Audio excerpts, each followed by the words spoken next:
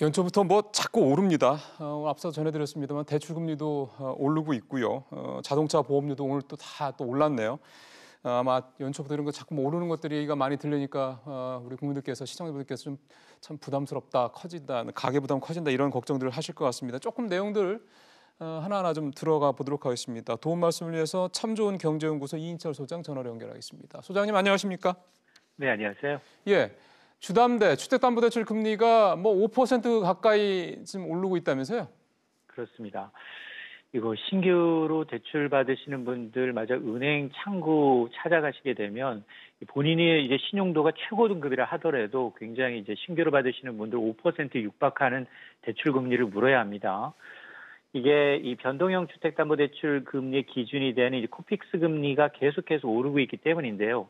이미 예고된 상황이기도 합니다. 이 코픽스라는 게 시중 8개 은행의 자금 조달 비용을 가중 평균한 겁니다. 뭐 CD, 금융채, RP, 정기예금 등을 가중 평균한 건데 지금 은행권에 따르면 주요 시중은행의 신규 취급액 기준 코픽스 연동 주택담보대출 금리가 일제히 올랐는데요. 신규의 경우에는 0.08%포인트, 잔액 기준 0.04%포인트 올랐습니다.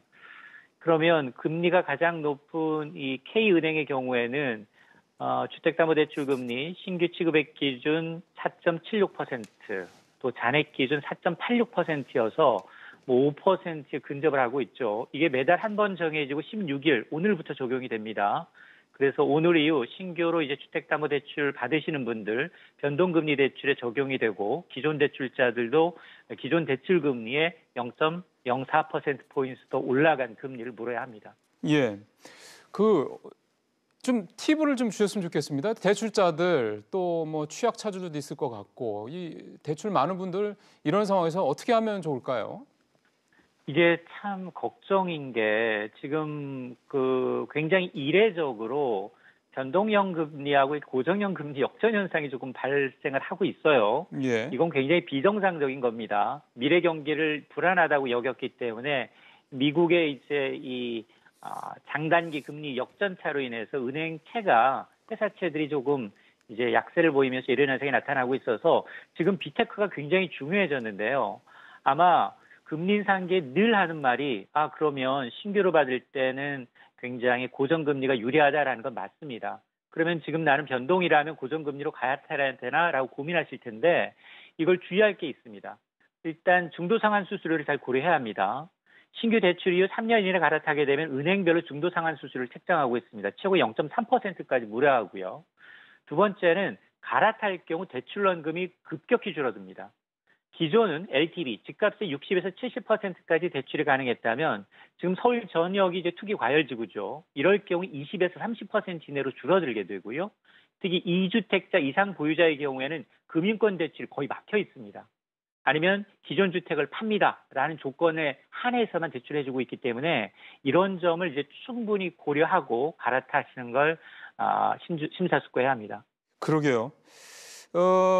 이제는 자동차 보험 얘기 좀 해보겠습니다. 앞서 저희 취재기자 얘기를 들어보니까 뭐 이것저것 뭐 인건비도 오르고 최저임금도 오르고 그다음에 정비 요금도 오르고 뭐 그런 게 이제 자동차 보험료가 오른 이유라고 그러는데 근데 손해율 얘기가 나와서요. 아마 손해율 얘기가 나오면 우리 시청자분들께서는 그게 참 뭐지라고 좀 궁금해하실 것 같아서 손해율을 좀 설명을 해주시죠. 손해율이 올라서 보험료를 올렸다라고 손해보험사들이 얘기를 하니까요. 맞습니다. 이게 뭐냐면 받은 보험료에서 차 사고가 나서 소비자한테 지급한 보험금의 비율을 손해율이라고 하는데요. 그러니까 자동차 이제 보험 가입으로 한 1,000원 정도를 이제 받았다면 지금 어느 정도 선이냐 이제 800원 이상이 나가고 있다는 겁니다. 보험업계에서는 80% 정도를 마지노선으로 보고 있거든요. 근데 아마 보시게 되면 지난해 보면 여름에 최악의 폭염이었죠. 그리고 자동차 사고가 굉장히 많이 늘었습니다. 특히 뭐 불자동차 하면서 거리에서도 사고가 빈번했고요. 이렇게 사고가 많이 발생하다 보니까 나간 돈, 이 손해율이 지난해 이 4대 보험사의 경우에는 잠정으로 치면 한 86.5%까지 높아졌다는 겁니다. 당연히 수지 타산이 안 맞기 때문에 가장 큰 이제 인상 요인이 뭐냐?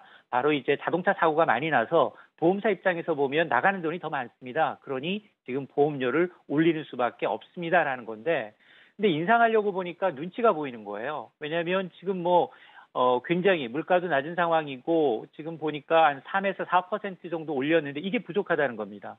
그래서 앞서 말씀하신 것처럼 이번 이제 이 잠정 손해로 올라간 것도 다 반영을 못했고 하반기 들면 또 어떤 게 있느냐? 이제 사고일뿐만이 아니라 정비업체의 계약도 있고요. 또 인건비도 있습니다. 이런 걸 감안하게 되면 올해 2번 올리는 하반기에 더 올려야 되는 상황이 빠질 수 있다는 겁니다.